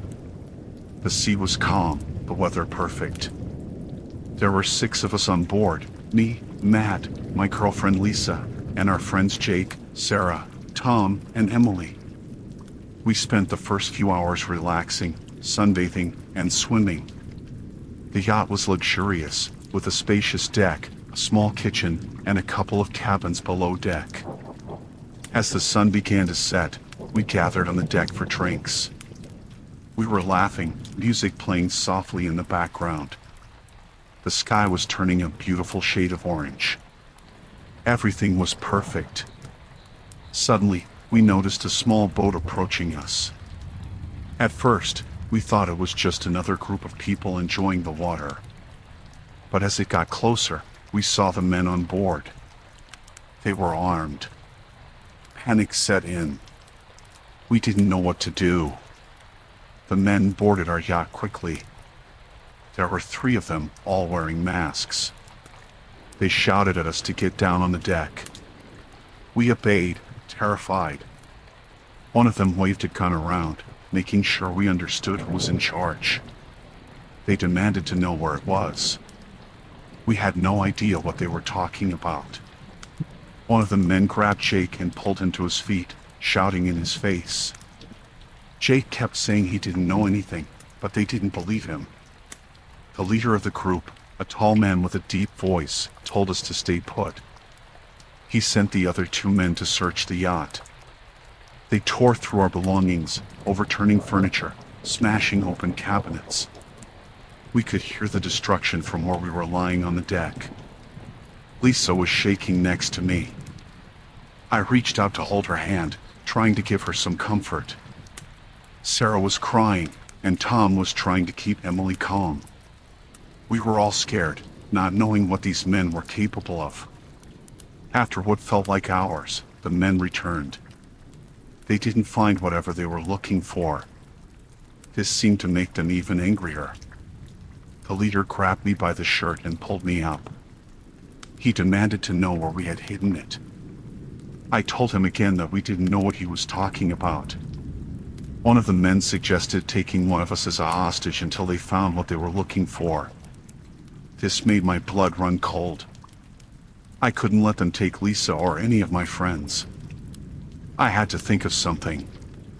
I told the leader we had a safe on board, hoping to buy us some time. He ordered me to show him. I led him below deck, my mind racing. I had no plan, just a desperate hope to stall him. I showed him the storage room, pretending there was a hidden compartment. He pushed me aside and started searching. I took the opportunity to grab a heavy wrench from a nearby toolbox. My hands were shaking, but I knew I had to act. I waited until his back was turned and then swung the wrench with all my strength. The leader fell to the ground, unconscious. I ran back up to the deck, shouting for my friends to help. We needed to get the other 2 men off the yacht. Tom and Jake grabbed some makeshift weapons, and we confronted the men. A struggle ensued. It was chaotic, terrifying. We managed to overpower one of the men, knocking him into the water. The other man, seeing he was outnumbered, jumped overboard and swam back to their boat. We quickly cut the ropes that tied their boat to our yacht and pushed it away. With the immediate threat gone, we checked on each other. Everyone was shaken, but no one was seriously hurt. We tied up the unconscious leader and locked him in one of the cabins. We radioed for help, explaining the situation to the Coast Guard. The wait for rescue felt like an eternity. We stayed together on the deck, keeping an eye on the cabin where the leader was locked up. When the Coast Guard finally arrived, we felt a wave of relief wash over us. The armed men were taken into custody. It turned out they were part of a smuggling ring, looking for a hidden package on our yacht. We never found out what it was or why they thought it was on our boat. The weekend that was supposed to be a fun escape turned into a nightmare. We were all shaken, but thankful to be alive.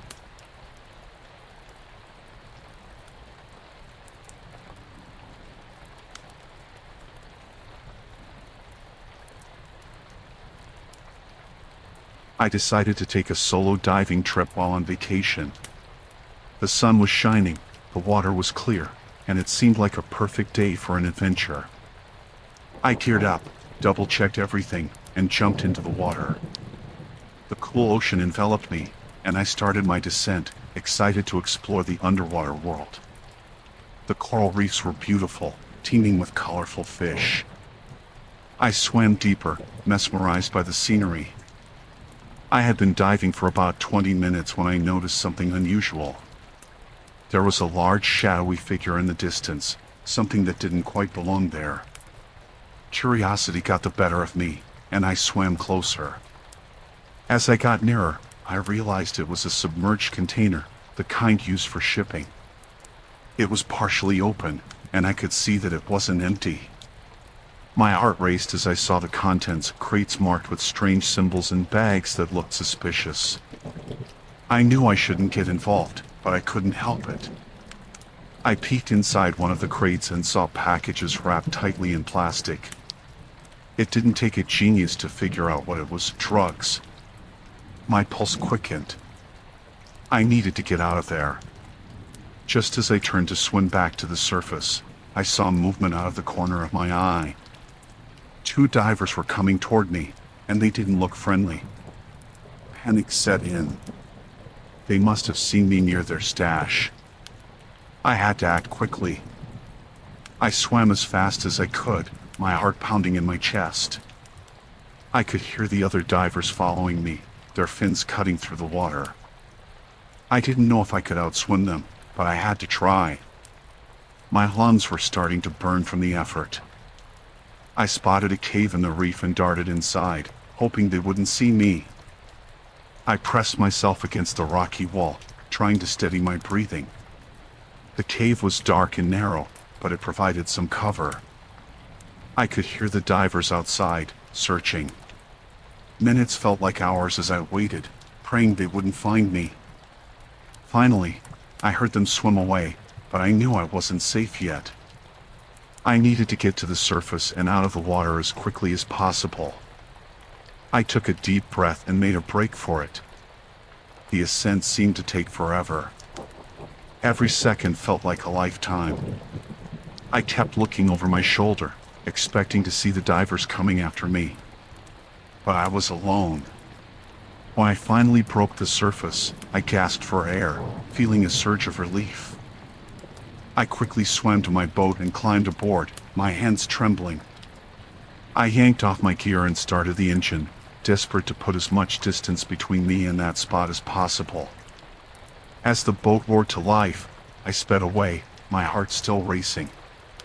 Back on land, I felt a little safer, but I knew I couldn't just ignore what I'd seen. Those divers were part of something big and dangerous.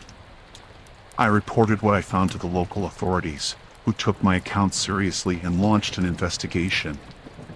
For the rest of my vacation, I couldn't shake the feeling of being watched. I avoided the water and kept a low profile. I was haunted by the thought of what could have happened if those divers had caught me. It was a reminder of how quickly a perfect day can turn into a nightmare. Even now, I still think about that dive. It changed the way I view the ocean, a place that once brought me so much joy and peace. I'm more cautious now, always aware of my surroundings, knowing that danger can lurk where you least expect it.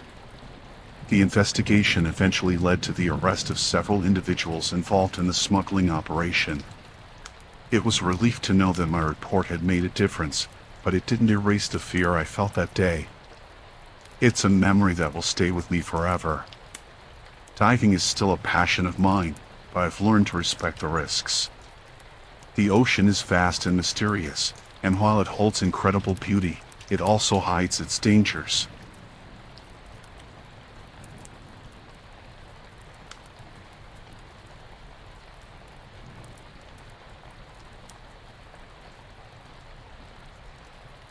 I took my dog, Max, to a remote cabin for a summer vacation. It was supposed to be a peaceful escape from the city.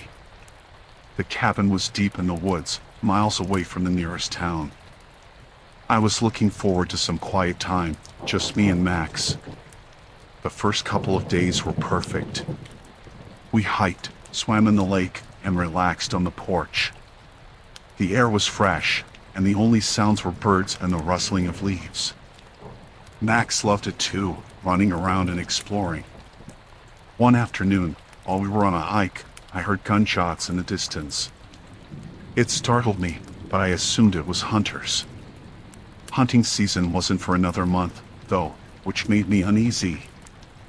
I decided to head back to the cabin. As we walked back, I saw something that made my heart race. A group of men, about 5 of them, were gathered around a deer they had just shot. They were laughing and talking loudly. One of them noticed me, and their conversation stopped abruptly. I quickly turned and started walking away, trying to act normal. I didn't want any trouble. Max sensed my tension and stayed close. The hair on his neck was standing up. I could hear footsteps behind me, getting closer. "Hey, you," one of the men shouted. I didn't turn around. I just kept walking, faster now. Max crawled softly. The footsteps quickened. Panic set in. I broke into a run, Max sprinting beside me. I could hear them chasing us. My mind raced, trying to figure out what to do. The cabin was still a good distance away. I veered off the trail, hoping to lose them in the dense woods. Max followed, weaving through the trees. We ran for what felt like an eternity. My lungs burned, and my legs were weak. I glanced back and saw the men still pursuing us. They were closer now, shouting angrily. I needed to find a place to hide. I spotted a small cave and ducked inside, pulling Max with me. We crouched in the darkness, trying to be as quiet as possible. My heart pounded in my chest, and I could hear the men searching nearby. "She went this way," one of them yelled. I held my breath, praying they wouldn't find us. Max was silent, sensing the danger. Footsteps approached the cave. I pressed myself against the cold rock wall, trying to make myself invisible. A shadow passed by the entrance. I could hear them talking, but I couldn't make out the words. They were so close. I closed my eyes, terrified. After what felt like forever, the footsteps moved away. They were searching elsewhere. We stayed hidden for a long time, until I was sure they were gone. Slowly, I emerged from the cave, Max by my side. The woods were eerily quiet now. I knew we had to get back to the cabin and call for help. We moved cautiously, staying off the main trails. Every snap of a twig made me jump. I was constantly looking over my shoulder. When we finally reached the cabin, I locked the door and closed all the curtains. I grabbed my phone and called the local authorities, explaining what had happened. They told me to stay put and that they would send someone right away. The wait was agonizing. I kept expecting the men to burst through the door at any moment. When the police arrived, I felt a huge wave of relief. They searched the area and found evidence of the poachers. It turned out they had been illegally hunting in the woods for some time. They were arrested, and I was assured it was safe. The rest of the vacation was ruined, of course. I couldn't shake the fear and anxiety. We left the next day, and I vowed never to return to such a remote place alone again. It was supposed to be a relaxing getaway, but it turned into a nightmare. Max and I are safe now, but the memory still haunts me. Every time I hear a sudden noise or see a shadow in the corner of my eye, I remember those terrifying moments in the woods.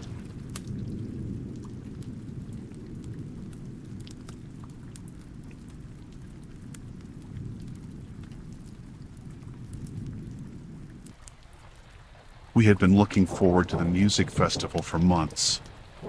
The sun was high, and the air was filled with the sound of live music and the smell of food trucks. I was there with my friends, Jess, Mike, and Carla. We were all excited, dancing, and having a great time. As the day went on, the crowd grew. It became harder to move around, and we had to hold onto each other to avoid getting separated. At some point, we decided to grab some food. The lines were long, so we split up to save time.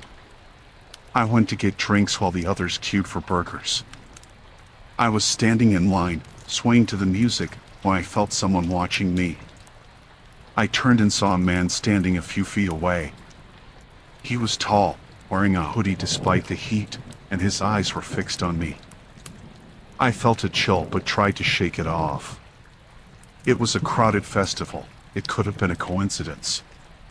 When I finally got the drinks, I headed back to our meeting spot. But my friends weren't there. I checked my phone and saw a message from Jess saying they had moved closer to the stage. I started weaving through the crowd, balancing the drinks, and looking for them. I felt that chill again. I glanced over my shoulder and saw the same man following me. Panic started to set in. I quickened my pace, but so did he. I couldn't see my friends anywhere. The crowd was too thick, and the music too loud. I tried calling Jess, but the signal was bad. The man was getting closer. I made a sharp turn and headed towards the edge of the festival grounds. There were fewer people here, and I hoped to lose him. I ducked into a tent selling festival merchandise, hiding behind a rack of shirts. I peered out and saw him searching, looking around with a focused intensity. My heart was pounding. I knew I couldn't stay hidden forever. I spotted a security guard near the entrance of the tent. I made a beeline for him, trying to act casual but urgent. I told him about the man following me. The guard nodded and walked me out, keeping an eye on the crowd. We reached a more open area, but I still couldn't find my friends. The guard suggested we go to the security tent where they could help me. As we walked, I saw the man again. He was talking to someone, pointing in my direction. The guard noticed and picked up the pace. In the security tent, I felt a bit safer. The staff were kind, offering me water and helping me try to contact my friends.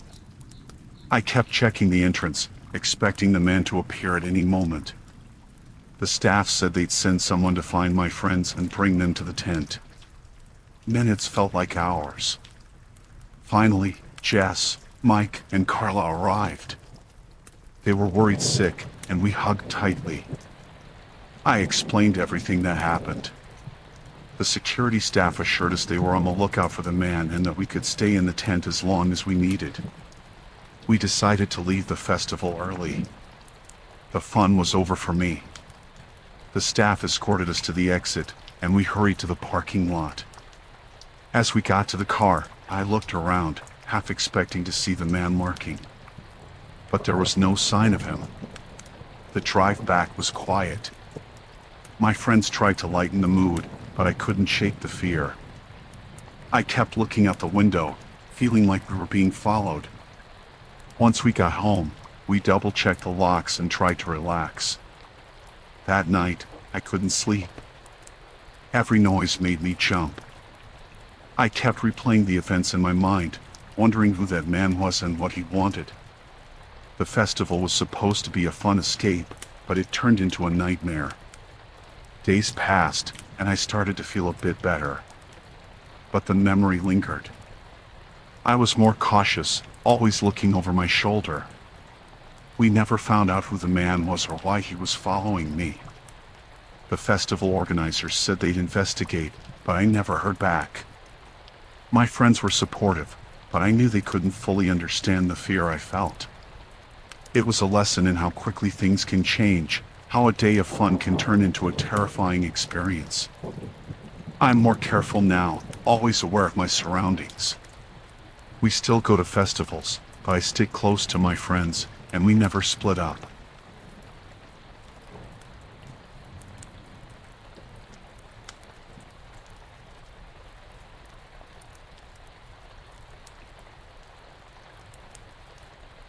I had been looking forward to this summer vacation for weeks. I decided to go on a solo hiking trip to clear my head and enjoy some peace and quiet. I picked a trail that was known for its beautiful views and seclusion. It was supposed to be a break from the everyday grind. I set out early in the morning, eager to hit the trail before the heat set in. The hike was challenging but enjoyable, with the sun casting long shadows through the trees.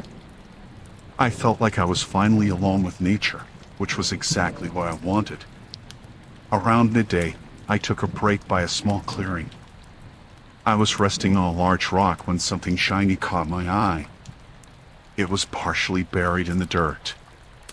I brushed away the dirt and found a small metal box. It was locked, but I could see stacks of money through the gaps. My curiosity got the better of me, and I decided to take the box with me. I carried it in my backpack and continued the hike. As the afternoon wore on, I began to think about what to do with the money. It was a lot of cash, and I knew I should probably hand it over to the authorities. But the thought of a quick windfall was tempting. When I reached the end of the trail and got back to my car, I noticed a couple of men in a nearby parking lot. They looked out of place, wearing expensive clothes and acting fidgety. I felt uneasy, but I brushed it off as paranoia. I was just being cautious after all. As I was loading my gear into the car, one of the men approached me. He asked if I had seen a box on the trail.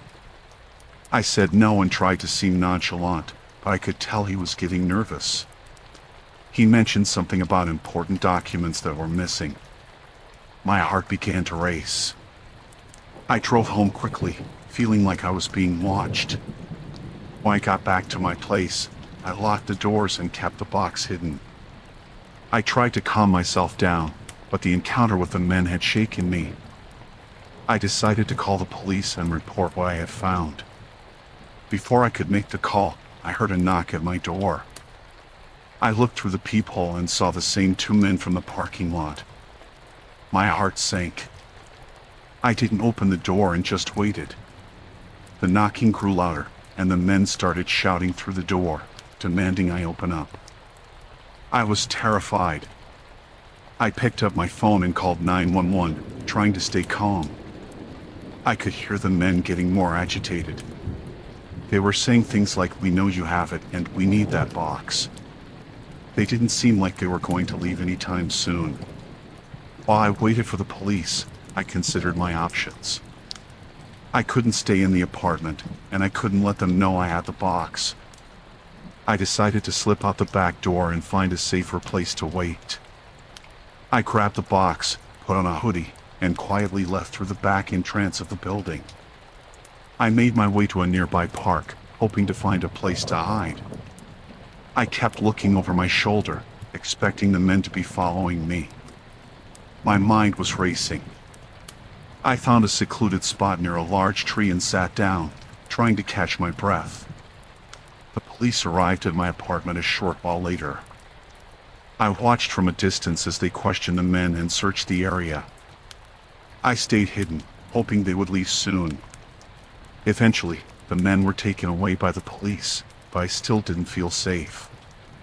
After the situation was resolved, I went back to my apartment and handed the box over to the authorities. They were able to determine that the money was connected to a criminal investigation, and they were grateful for the information I provided. I was relieved that the ordeal was over, but the experience left me shaken. The thought of those men showing up at my door, demanding something I had, made me realize how dangerous some situations can become. I took a few days off to recover from the stress and made sure to change my usual routines. I was more cautious about my surroundings and made sure to always have a plan if something went wrong. The hike that was supposed to be a peaceful escape turned into a terrifying encounter.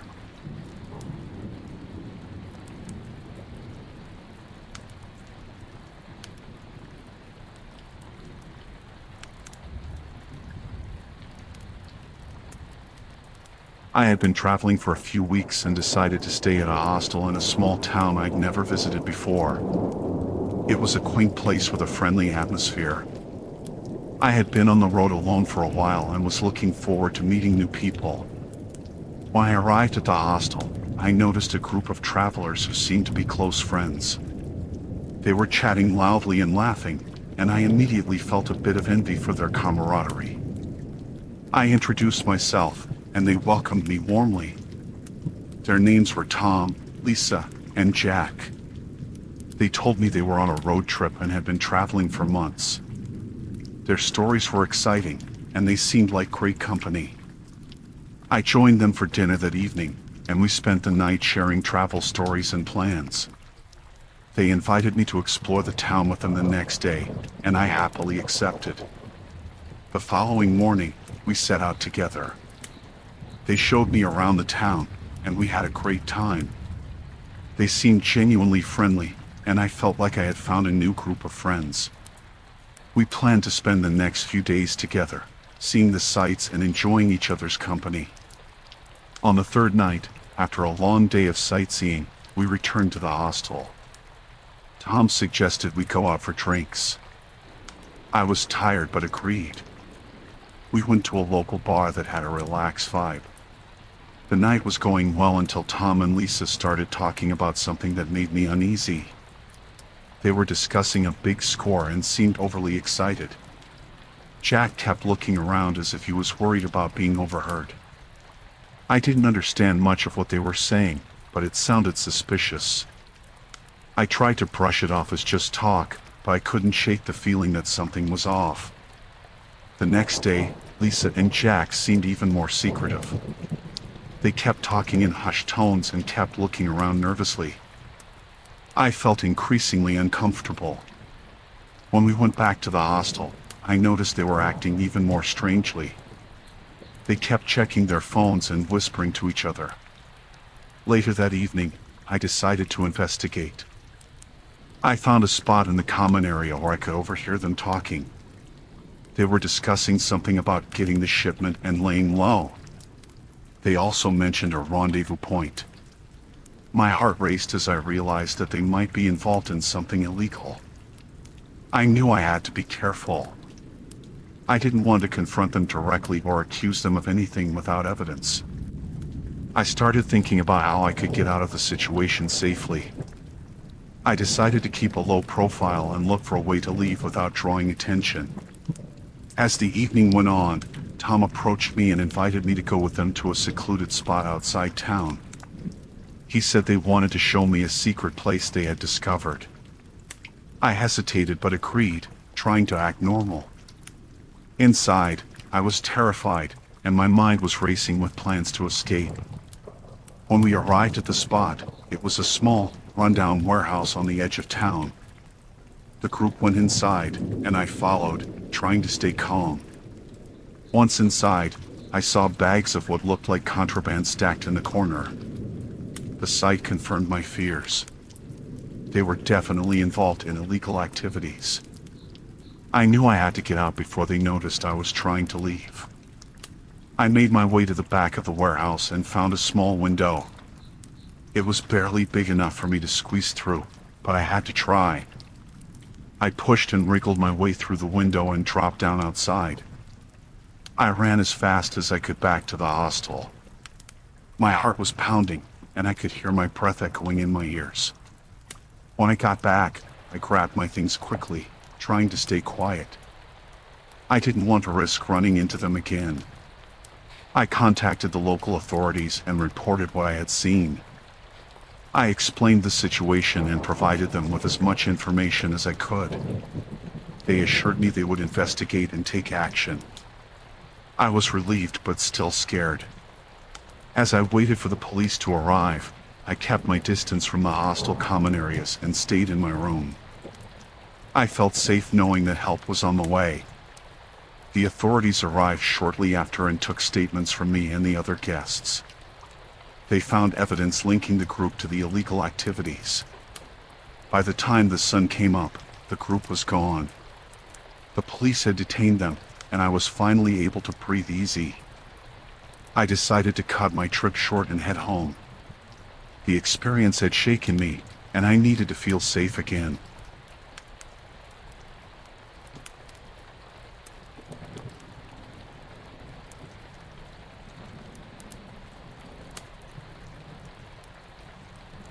I had always looked forward to our summer vacation, and this year we decided to take a cruise. It seemed like the perfect way to relax and see some new places. My husband, Mark, and I had booked a week-long trip on a large cruise ship. The first few days went smoothly. We enjoyed the sunny weather, great food, and the variety of activities the ship offered. One evening, as we were walking along one of the upper decks, we noticed a crew member who seemed out of place. His name tag read Chris, but there was something off about him. He didn't fit in with the rest of the crew, who were all cheerful and professional. This crew member moved too quickly and always seemed to be looking around nervously. We brushed it off at first, thinking maybe he was just new or had a rough day. But as the days passed, his behavior got stranger. He would often be seen around areas of the ship where crew members usually didn't go, and sometimes he would be in places where he shouldn't be, like the engine room or supply closets. One night, we were having dinner in the main dining room when we noticed Chris talking quietly with another crew member who seemed just as nervous. They were whispering, and whenever someone came close, they quickly changed the subject. Mark and I exchanged glances. It was clear something was not right. After dinner, we decided to follow Chris discreetly. We saw him sneak into a restricted area of the ship. The door was usually locked, but he had a key card and went in without hesitation. We were both curious and concerned. Mark suggested we go to the ship's security office and report our concerns, but I felt uneasy about doing that without more evidence. What if we were wrong and caused trouble for someone who was just having a bad day? That night, we couldn't stop thinking about Chris and his suspicious behavior. We decided to try and gather more information. The next morning, Mark noticed Chris in a quiet part of the ship, where he seemed to be transferring something from a large duffel bag into a small box. The whole situation was unsettling. We knew we had to act carefully. We didn't want to put ourselves in danger or make a mistake that could ruin someone's life. We decided to document what we saw as best as we could without drawing attention to ourselves. We used our phones to take discreet pictures of Chris and the areas he was visiting. Once we had enough evidence, we went to the ship's security office. We were anxious but knew it was the right thing to do. We showed the security officer our photos and explained what we had seen. He took us seriously and assured us he would investigate. The security officer asked us to remain on standby and avoid contact with Chris. We agreed and spent the day nervously waiting. We kept a low profile, avoiding any further encounters with Chris while hoping for the best. The idea of being on a ship with someone who might have dangerous intentions was frightening. Later that afternoon, we were called into the security office. The officer informed us that Chris had been apprehended. It turned out that Chris was indeed an imposter. He had managed to get a job on the ship by using fake credentials. The security team found that he had been planning to steal valuable items from the ship's safe and had also been involved in smuggling illegal goods. The authorities were notified, and Chris was taken into custody. It was a relief to know that we had helped prevent a potentially dangerous situation. The rest of our trip went smoothly, and we felt a lot safer knowing the threat was gone.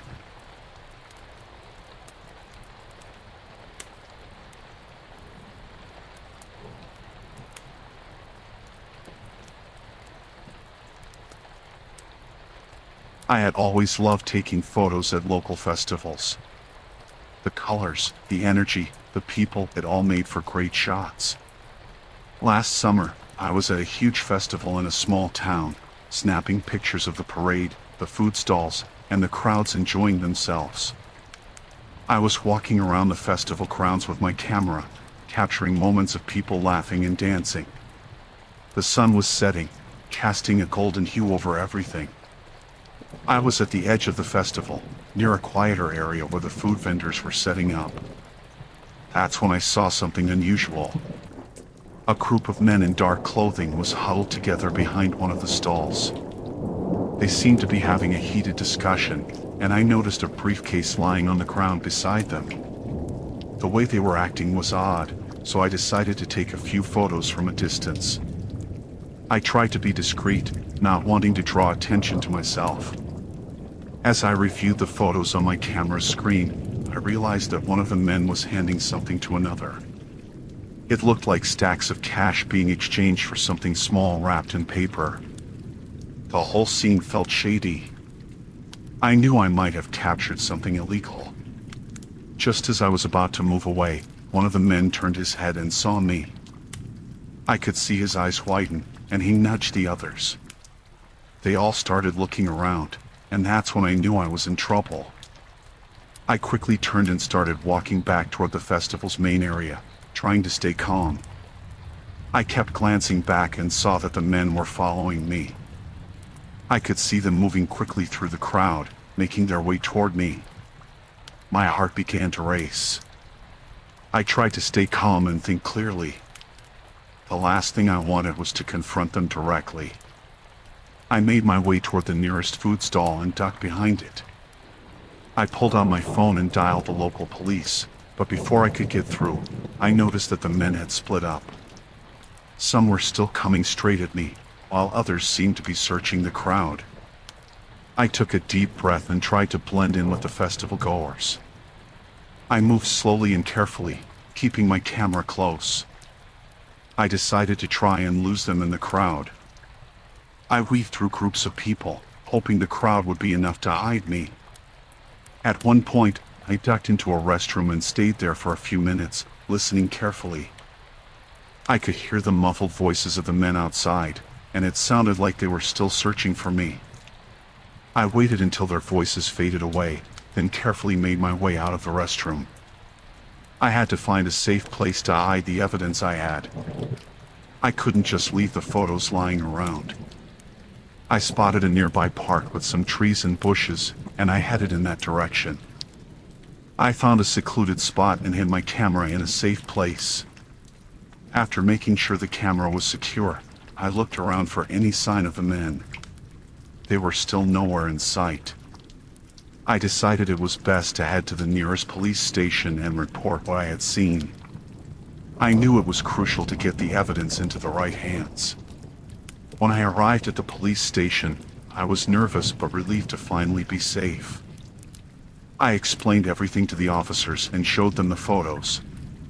They took me seriously and assured me they would investigate the situation. They also asked me to stay in touch if I saw or heard anything more. After leaving the station, I went back to the festival grounds to retrieve my camera. I was careful not to attract attention. Once I had it, I made my way back to my car, still on edge but grateful to be out of immediate danger. I had managed to get home without further incident. The whole experience was terrifying and left me shaken, but I was relieved that I had done the right thing by reporting what I saw. The police later informed me that they had arrested the men and were investigating further. It felt like a weight had been lifted, knowing that my photos had helped stop something illegal. The rest of the summer was quiet, and I didn't take any more risks with my photography.